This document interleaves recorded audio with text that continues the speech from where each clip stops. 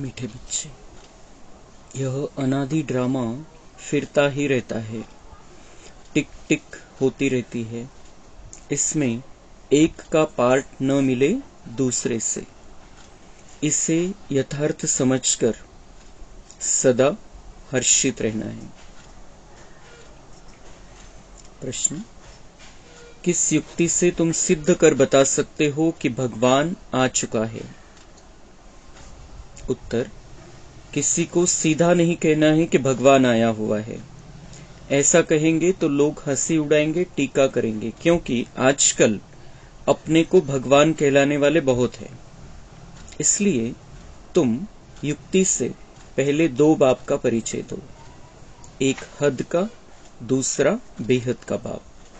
हद के बाप से हद का वर्षा मिलता है। अब बेहद का बाप बेहद का वर्षा देते हैं तो समझ जाएंगे। ओम शांति। रूहानी बाप बैठ रूहानी बच्चों को समझाते हैं। सृष्टि तो यही है, बाप को भी यहाँ आना पड़ता है समझाने के लिए। मूल वतन में तो नहीं समझाया जाता, स्थूल वतन में ही समझाया जाता है। बाप जानते हैं बच्चे सब पतित है, कोई काम के नहीं रहे हैं, इस दुनिया में दुख ही दुख है।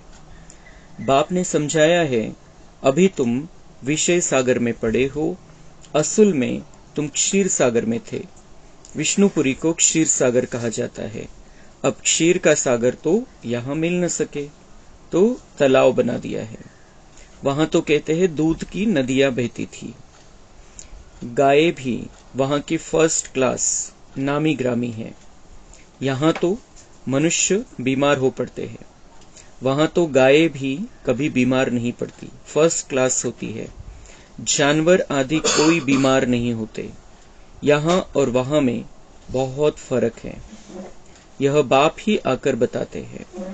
दुनिया में दूसरा कोई जानता नहीं। तुम जानते हो यह पुरुषोत्तम संगम युग है।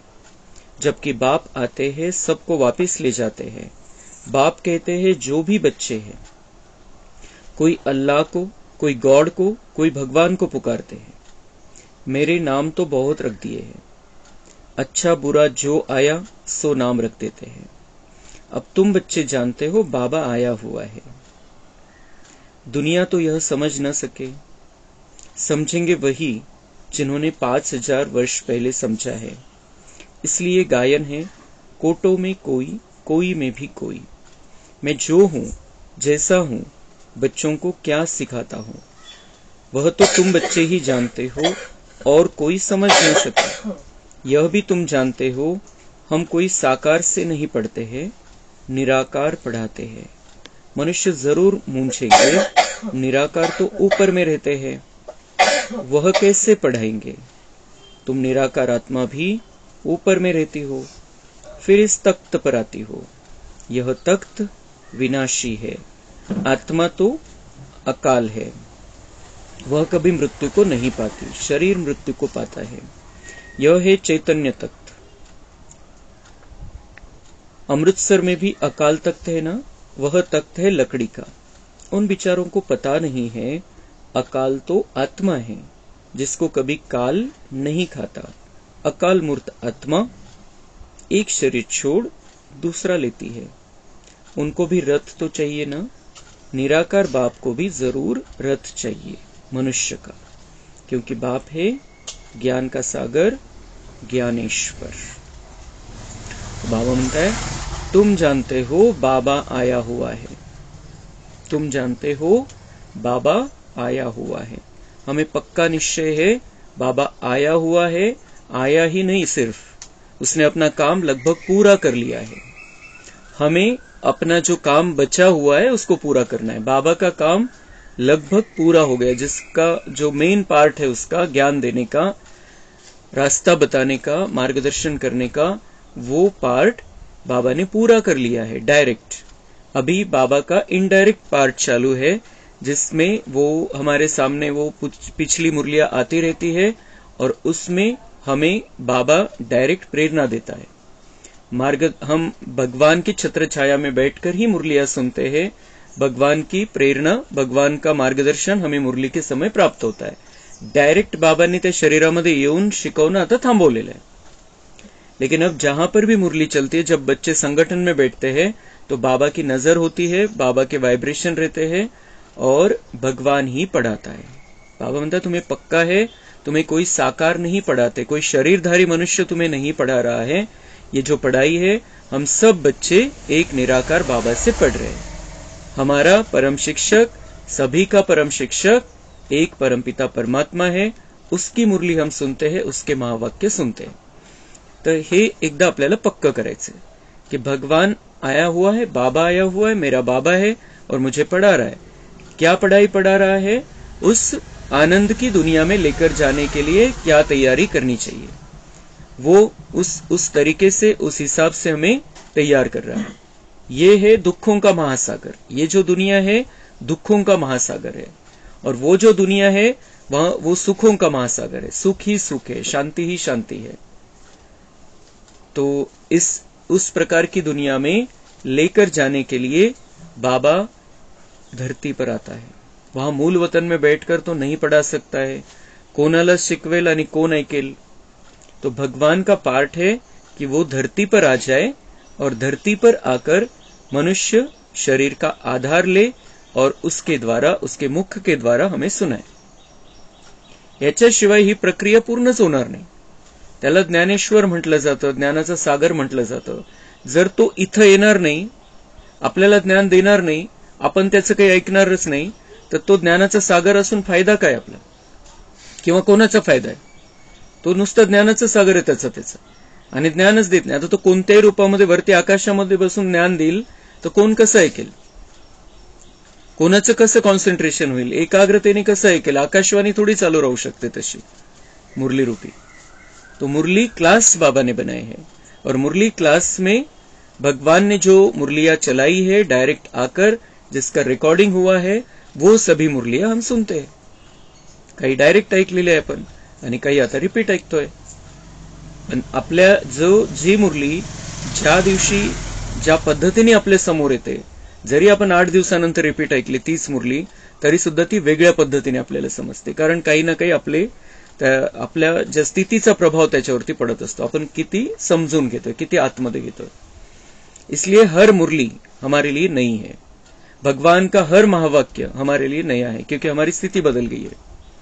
इसलिए हमें उसे किस तरीके से लेना है, किस तरीके से धारण करना है, ये सब हम अपना निर्णय करते हैं उस समय, जिस समय वो सुन रहे हैं. तो भगवान ज्ञान का सागर इस धरती पर आता है, सुखों की दुनिया में लेकर जाता है. वो ऐसी दुनिया आहे, ती चित्र आपण बघत राहायचंय.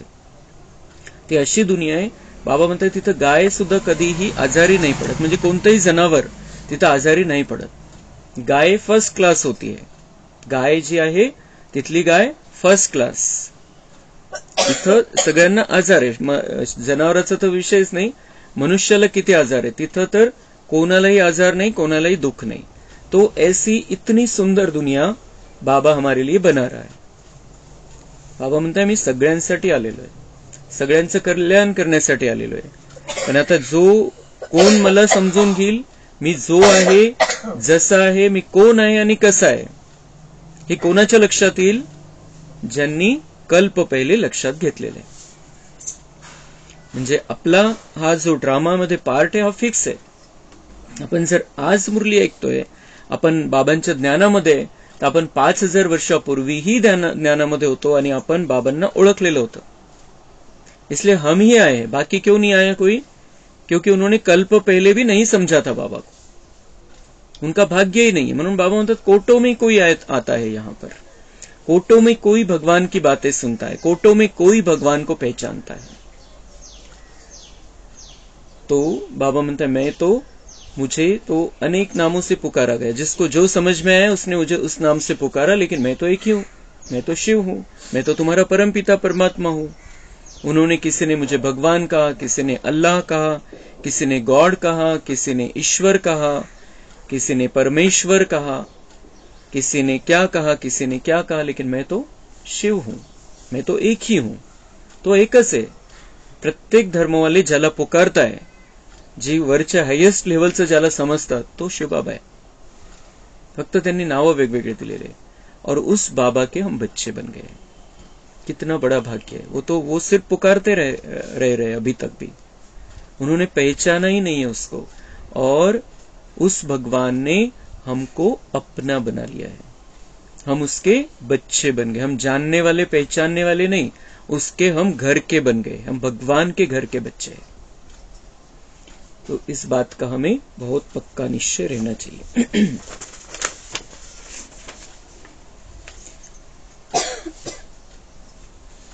यहां तो ढेर भगवान हो गए। कोणी म्हणतं मी त्याचं रूप आहे, कोणी म्हणतं मी त्याचा अवतार आहे, मी श्रीकृष्णाचा अवतार है। तो यहां तो ढेर भगवान हो गए हैं। जब बहुत ग्लानि हो जाती, बहुत गरीब हो जाते, दुखी हो जाते हैं, तब ही बाप आते हैं। बाप को कहा जाता है गरीब निवास। आखिरी वह दिन आता है जो गरीब निवास बाप आते हैं। बच्चे भी जानते हैं बाप आकर स्वर्ग की स्थापना करते हैं। वहां तो अथाह धन होता है, पैसे कभी गिने नहीं जाते। यहाँ हिसाब निकालते हैं, इतने अरब खरब खर्चा हुआ। वहां यह नाम ही नहीं, अथाह धन रहता है। ही जी दुनिया आहे, वेगवेगळे त्याचे उदाहरण बाबा आपल्याला देत असतो, ते चित्र आपल्या समोर स्पष्ट करत असतो। बाबा म्हणते वहां तो अथाह धन होता है, वहां पैसे गिने नहीं जाते, वहां हिसाब निकाला नहीं जाता, हिशोबच ठेवला जात नाही। म्हणजे कोण व्यक्तिगत पातळीवर घरामध्ये पण नाही, कोणी सावकार हिशोब ठेवणार नाही, आणि राजाचाही राज्य चालवण्याचा काही हिशोब ठेवला जाणार नाही। काय आलं आणि काय गेलं। आता दरवर्षी सरकारला बजेट काढावं लागतं की किती खर्च झाला आणि आता आपल्याला कोणत्या योजनामध्ये किती खर्च करायचा है। यहां वो करना पड़ता है। लेकिन वो जो दुनिया है वहां इतना धन है, इतनी संपदा है, इतने हीरे मानिक मोती जवाहरात है, इतना सोना है, क्या हिसाब निकालेंगे, किस लिए हिसाब निकालेंगे। तो ऐसी दुनिया में बाबा हमें लेकर जाना चाहता है, और सिर्फ 12 वर्ष बचे हैं उस दुनिया को आने के लिए।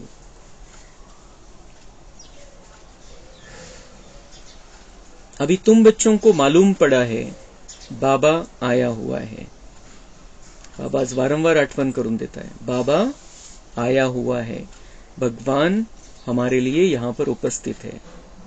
परवा बाबांनी सांगितलं आपल्याला की तुम्हें लेने आया हूं, लेने आया हूं। बाबा आया है, किस लिए आया है, हमें लेने के लिए आया है। हम यहाँ पर दुखी परेशान हो गए, गंदी दुनिया में रह रहे हैं, बाबा लेने आया है। लेकिन वो कैसे लेकर जाता है, हमें सजाकर, सवार कर, तैयार करके। तो अभी तुम बच्चों को मालूम पड़ा है बाबा आया हुआ है हमको अपने घर ले जाने के लिए। बच्चों को अपना घर भूल गया है, बाबा को भी भूल गए और हम घर को भी भूल गए। कहां से आए थे, आतापर्यंत मनुष्य शोधतोय कहां से आए हैं और कहां जाना है। कोणी शोध नाही लावू शकलं त्या गोष्टीचं। हम कहां से आए हैं, कहां जाना है, और मनुष्य जीवन का रहस्य क्या है, कोणाला फक्त शोध चाललेला है। लेकिन भगवान ने आकर सीधे स्पष्ट शब्दों में सारा रहस्य हमारे सामने खोल कर रख दिया है। तो बच्चों को अपना घर भूल गया है, भक्ति मार्ग के धक्के खाते रहते हैं। इसको कहा जाता है रात। भगवान को ढूंढते ही रहते हैं, परंतु भगवान कोई को मिलता नहीं। बाबा म्हणते असं नाही भेटत मी कोणाला, कोणती किती भक्ती करा, लेकिन कब मिलता है, जब उसका समय होता है और जब हमारी भक्ति पूरी होती है, जब हमें भक्ति का फल देना होता है, तब भगवान हमें ढूंढ लेता है और हमें ढूंढकर वो हमें फल देता है। ऐसे नहीं हमने भगवान को ढूंढा, हमने किसी ने भी भगवान को नहीं ढूंढा, भगवान ने हमको ढूंढ कर निकाला है।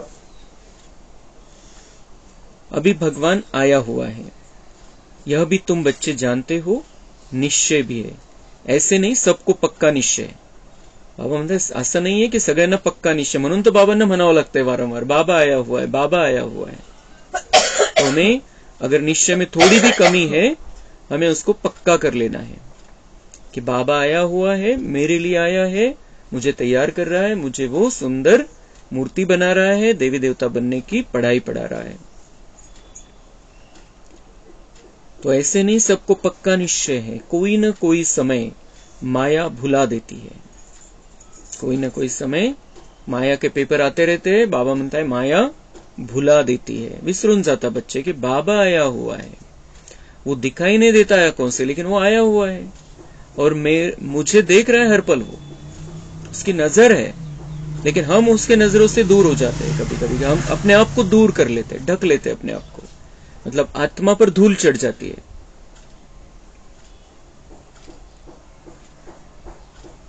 तो कोई न कोई समय माया भुला देती है। तब बाप कहते हैं, आश्चर्यवत मेरे को देखंती, मेरा बनंती औरों को सुनावंती।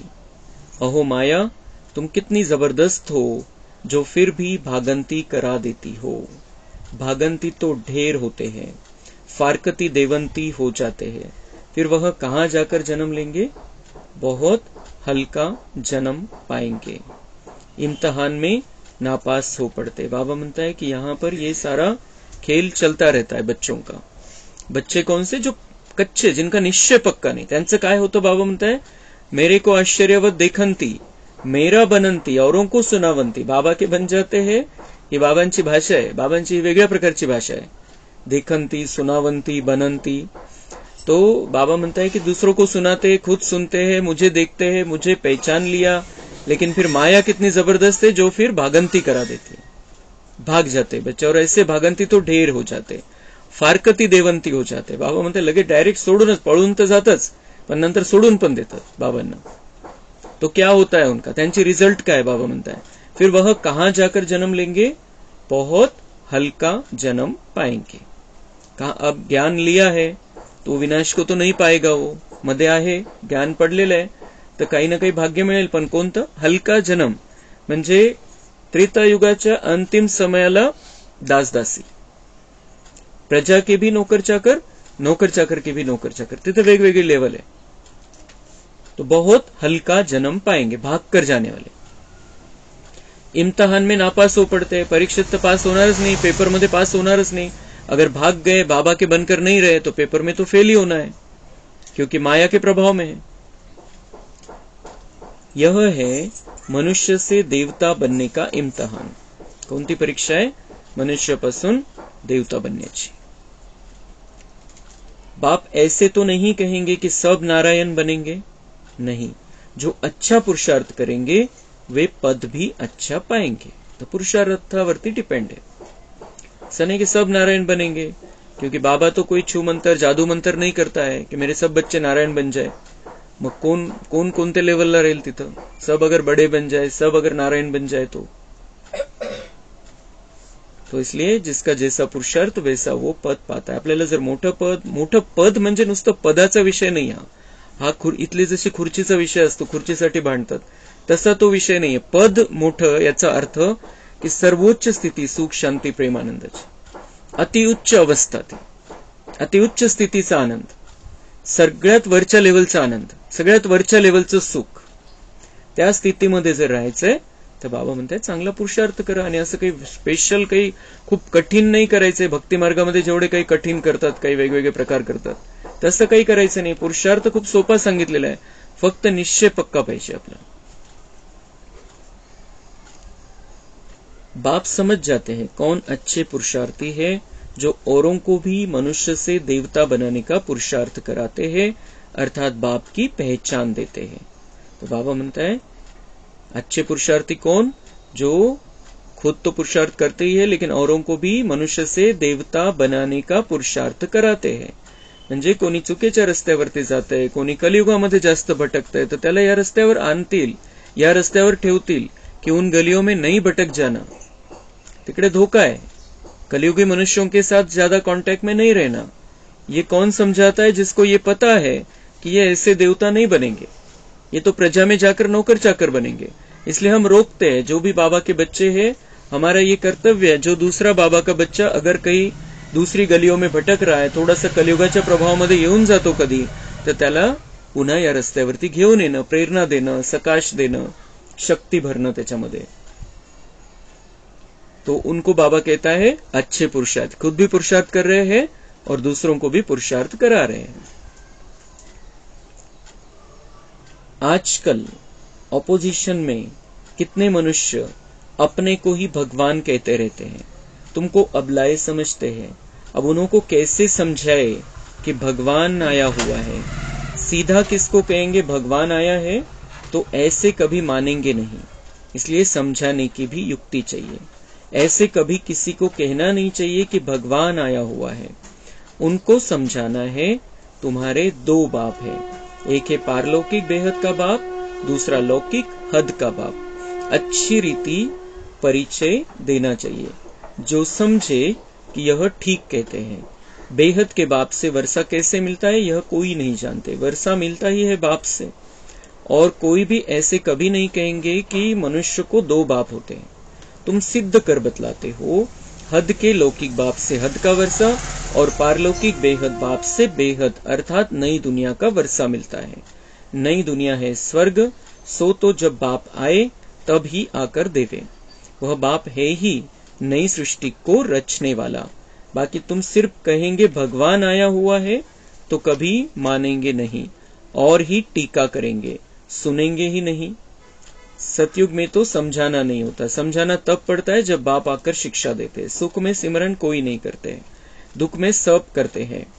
तो उस पारलौकिक बाप को ही कहा जाता है दुख हरता सुख करता। दुख से लिबरेट कर गाइड बन फिर ले जाते हैं अपने घर स्वीट होम। उनको कहेंगे स्वीट साइलेंस होम। वहां हम कैसे जाएंगे यह कोई भी नहीं जानते। न रचता न रचना के आदि मध्य अंत को जानते हैं।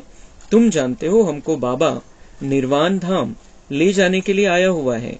सब आत्माओं को ले जाएंगे, एक को भी छोड़ेंगे नहीं। वह है आत्माओं का घर, यह है शरीर का घर। तो पहले बाप का परिचय देना चाहिए। वह निराकार बाप है। उनको परमपिता भी कहा जाता है। परमपिता अक्षर राइट है और मीठा है। सिर्फ भगवान ईश्वर कहने से वर्षे की खुशबू नहीं आती है। तुम परमपिता को याद करते हो तो वर्षा मिलता है। बाप है ना। यह भी बच्चों को समझाया है। सतयुग है सुख धाम, स्वर्ग को शांति धाम नहीं कहेंगे। शांति धाम जहां आत्माएं रहती है यह बिल्कुल पक्का करा लो। बाप कहते हैं बच्चे तुमको यह वेद शास्त्र आदि पढ़ने से कुछ भी प्राप्ति नहीं होती है।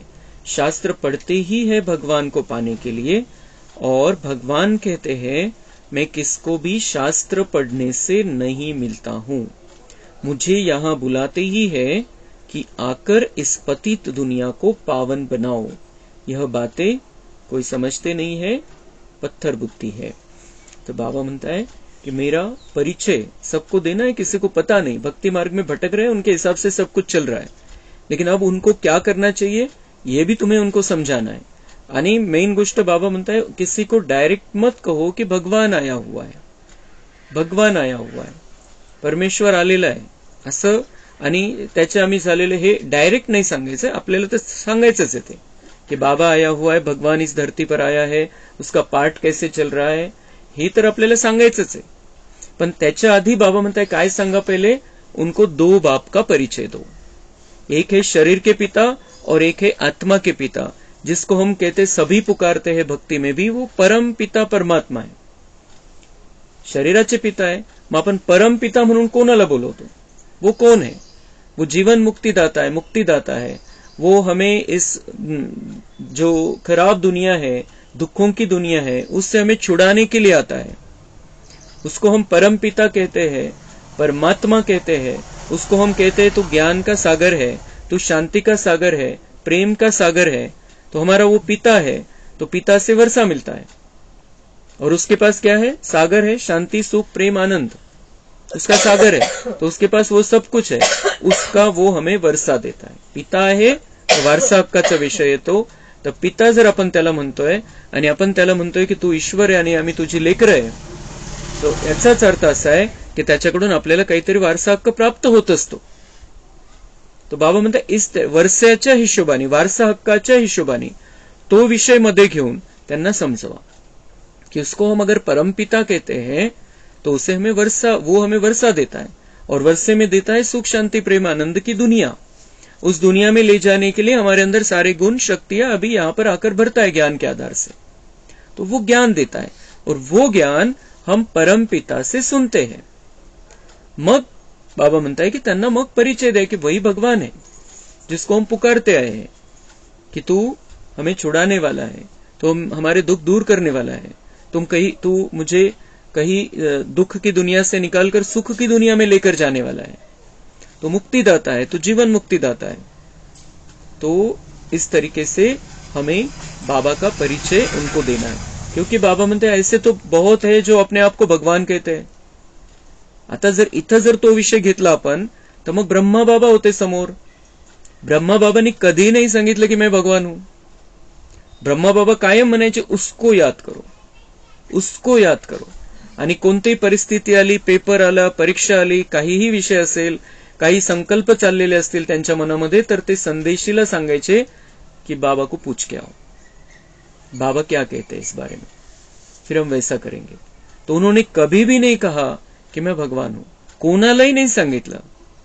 तिथले 2, 5, 10, 20 जणांना नाही सांगितलं आणि सगळ्या दुनियेला नाही सांगितलं कि मैं भगवान हूं, मैं ये हूं, मैं वो हूं. काल पण बाबांनी सांगितलं की मैंने इसका नाम ब्रह्मा रखा है. त्यांनी स्वतःला ब्रह्मा सुद्धा नाही म्हटलं. भगवान शिव ने उनका नाम बदला. भगवान शिव ने उनके अंदर प्रवेश किया. ब्रह्मा बाबा ने कभी एक पल के लिए भी नहीं कहा कि बच्चे मुझे याद करो, मुझे मेरा दर्शन कर लो, मेरी पूजा करो, मेरी आरती करो, मेरे पैर धुलवाओ.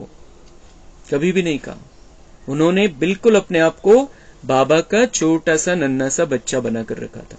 आणि दुनियेमध्ये थोडंसं काही त्यांना थोडंसं सिद्धी प्राप्त झाली, काही चमत्कार किंवा काही असेल, काही थोडंफार लोकांना उल्लू बनवण्याची साधनं ते निर्माण करतात आणि मग म्हणतात की मैं ही श्रीकृष्ण का अवतार हूं, मैं ही ये हूं, मैं ही वो. तो बाबा म्हणतात असं म्हणणारे खूप झालेले. इथं तर तसं म्हटलं जात नाही, पण जेव्हा आपण त्यांना सांगू कि भगवान है यहाँ पर, तो उनको वो डाउट आएगा क्योंकि ज्ञान नहीं है. हे बाकीचे पण तसं म्हणतात, हे पण तसं म्हणतात. उनको हम जब से इस ज्ञान में आए हैं, हमने एक दिन भी किसी के भी मुख से नहीं सुना कि ब्रह्मा बाबा भगवान है हमारा, या ब्रह्मा बाबा हमारा गुरु है. हम ब्रह्मा बाबा को अपना बड़ा भाई समझते हैं और बाबा का सर्वश्रेष्ठ बच्चा समझते हैं. वो श्री कृष्ण का 84वां जन्म है. ऐसे नहीं कि वो श्री कृष्ण आया है उनमें, या श्री कृष्ण भगवान उनके अंदर आया है. शिव बाबा ने वो रथ लिया और उस रथ के द्वारा भगवान हमें पढ़ाता है. बस इतकंस स्पष्ट आणि सरळ.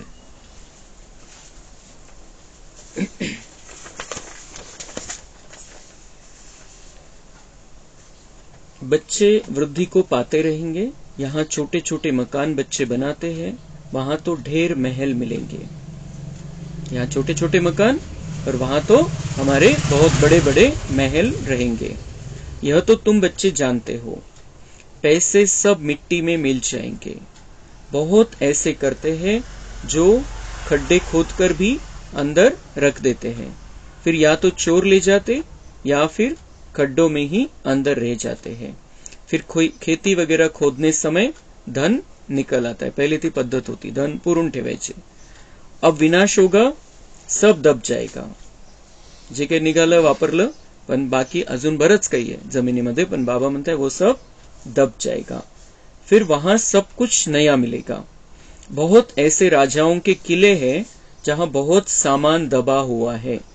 बड़े बड़े हीरे भी निकल आते हैं, तो हजारों लाखों की आमदनी हो जाती है.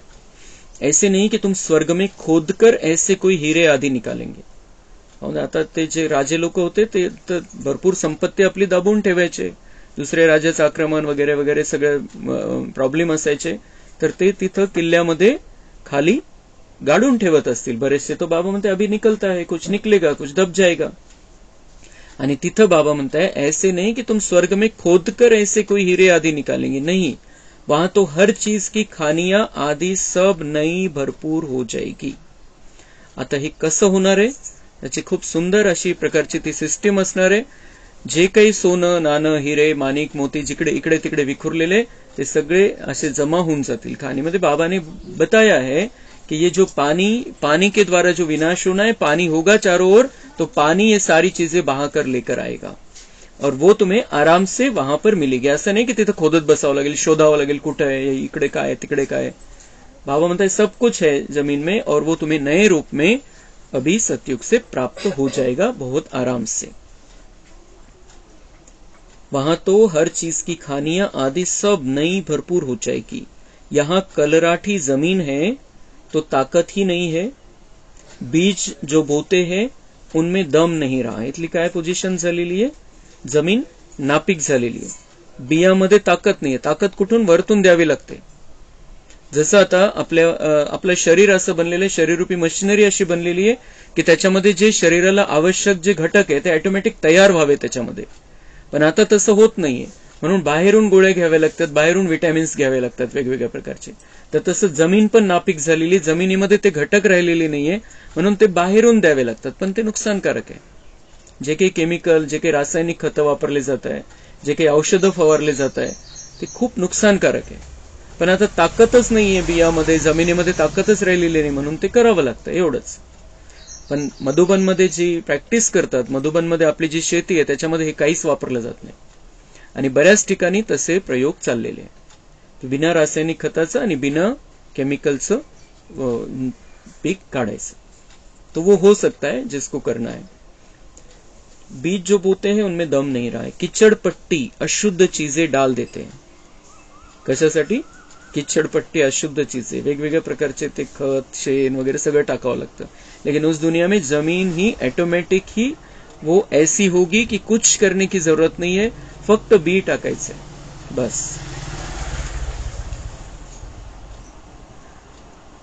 वहां तो अशुद्ध चीज का कोई नाम नहीं होता है.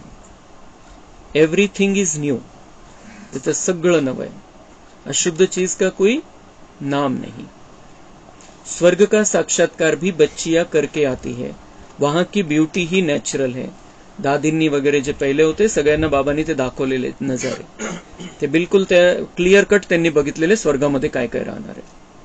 तो इसलिए दादियों ने जो देखा है, हमारे बड़ों ने जो देखा है और बाबा ने जो बताया है, उस पर हमें पूरा विश्वास रखना है और उस विश्वास के आधार से पुरुषार्थ को बढ़ाना है, क्योंकि बहुत कम समय रहा है इसी सुंदर दुनिया में जाने की तैयारी करने के लिए. वहां की ब्युटी ही नॅचरल. तिथलं जे सौंदर्य आहे ते नैसर्गिक, ऑटोमॅटिक, वरतून काही कोणत्याही प्रकारच्या मेकअपची आवश्यकता नाहीये.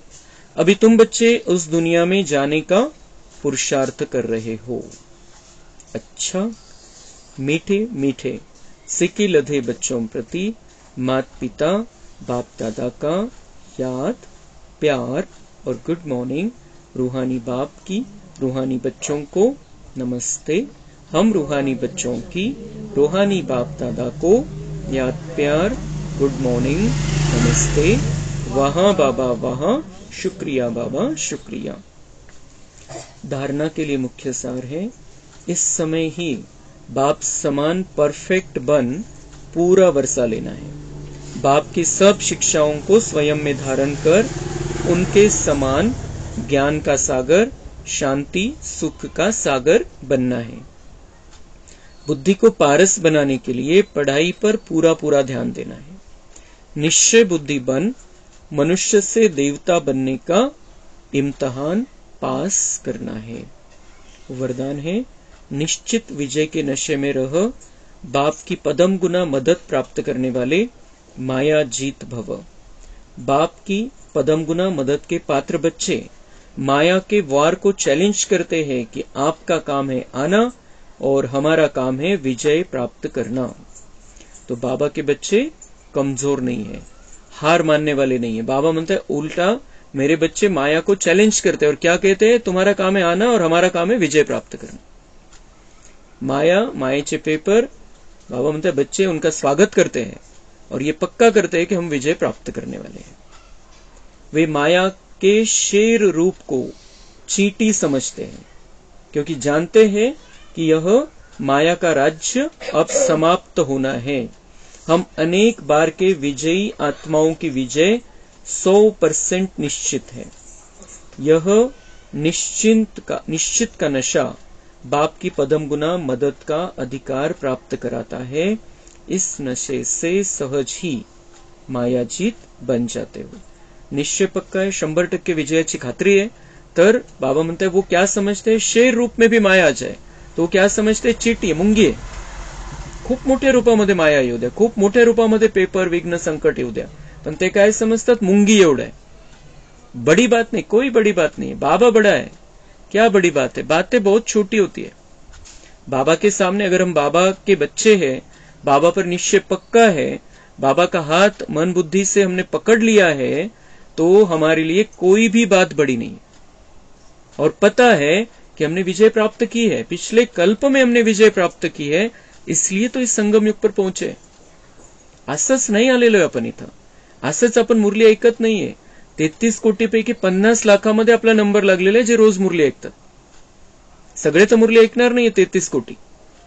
त्यांना चांसेस नहीं मिलना है. उन्होंने थोड़ा कोर्स कर लिया, बस थोड़ा बहुत बाबा को समझ लिया था और इसलिए वो प्रजा में आ जाएंगे. लेकिन हम विशेष आत्माओं में हैं जिन्होंने कल्प पहले भी माया पर विजय प्राप्त की थी. इसलिए तो बाबा ने मुरली सुनने का चांस दिया है हमको. तो बिल्कुल हा नशा आणि हा निश्चय पक्का पाहिजे आपल्याला की मैं कल्प कल्प की विजयी आत्मा हूं. मी विजय माझा निश्चित आहे. तर मग संकट, विघ्न, समस्या कोणत्याही रूपामध्ये किती मोठी येऊ द्या, मी त्याच्यामध्ये निश्चित विजयी होणार. आणि त्याच्यामध्ये कल्याण हे आहे की माझा हिशोब तरी चुकतो होईल, माझ्यामध्ये ताकद निर्माण होईल. म्हणून जे काही आहे बाबा हमें बार बार समझाते रहते हैं कि ड्रामा पर अटल रहना है. ड्रामा निश्चित बना हुआ है, उसे कोई बदल नहीं सकता है.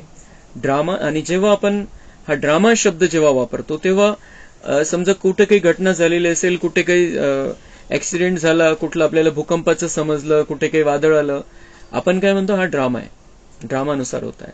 लेकिन जब हमारे ऊपर परिस्थिति आती है तब हमें सबसे पहले ये ड्रामा का पार्ट याद करना है. हमारे ऊपर जब परिस्थिति आती है तब हलचल में नहीं आना है, तब संकल्प नहीं चलने चाहिए कि मैं इतना प्यारा बच्चा हूं बाबा का, बाबा मुझसे इतना प्यार करता है, मैं इतना तन मन धन से बाबा के कार्य में सेवा करता हूं, तो मेरे साथ ऐसा क्यों, हा प्रश्न येणं म्हणजेच ड्रामा समजला नाही, ड्रामाचा धडा पक्का झाला नाही. दुसऱ्यांसाठी तर ड्रामा म्हणतो आपण, स्वतःसाठी बाबांनी हा शिकवलेला आहे. हा जो ड्राम्याचा धडा आहे त्याला आपल्याला पक्का करून घ्यायचं की जो भी कुछ भी होता है मैं अलग और सामने जो परिस्थिति आई वो अलग, मैं अलग, मैं पार्टधारी आत्मा अलग, ये शरीर अलग और परिस्थिती अलग. बिल्कुल सेपरेट सेपरेट करून घ्यायचंय. आपण आत्मा 1-2 इंच वर चालले जायचंय शरीराच्या आणि मग बघायचंय क्या क्या हो रहा है. और बाबा तब साथ में आ जाता है. जब हम आत्मा शरीर के भान से अलग हो जाते हैं, बिना बाबा को याद करे बाबा हमारे साथ हो जाता है. म्हणून हे बिल्कुल आपल्याला हा निश्चय पक्का ठेवायचा आहे की किती विघ्न, किती संकट, किती परिस्थिती आली, मी कल्प कल्पची विजयी आत्मा है. बाबा पर निश्चय, अपने खुद पर निश्चय और ड्रामा पर निश्चय और ब्राह्मण परिवार पर निश्चय. चारों निश्चय की बात बाबा करता रहता है. उस निश्चय में, उस विश्वास में हमें कमी नहीं रखनी है, तो हमारी विजय निश्चित हो जाएगी. स्लोगन है, संकल्प शक्ति को जमा कर स्व प्रति व विश्व प्रति इसका प्रयोग करो. संकल्प शक्ती म्हणजे विचार करत बसायचं नाही. कोणती गोष्ट झाली त्याच्यावरती त्या विचार, व्यर्थ विचार सगळे त्या श्रृंखलेमध्ये, त्या साखळीमध्ये नाही जायचंय. बाबा म्हणते संकल्प शक्ती को जमा कर, म्हणजे कामापुरता तेवढा विचार करायचा आहे, स्वतःच्या पुरुषार्थाचा विचार करायचा आहे, स्वतः अंतर्मुखी बनून ते बाबांनी जे संकल्प सांगितलेले तसे संकल्प करायचे आणि विश्वाच्या कल्याणासाठी संकल्प करायचे. तर ही संकल्प शक्तीचा उपयोग करा आणि आपलं बाबा म्हणतात भाग्य बनवा. व्यर्थ विचारामध्ये वेळ आता वाया घालवायचा नाही. अच्छा, ओम शांती.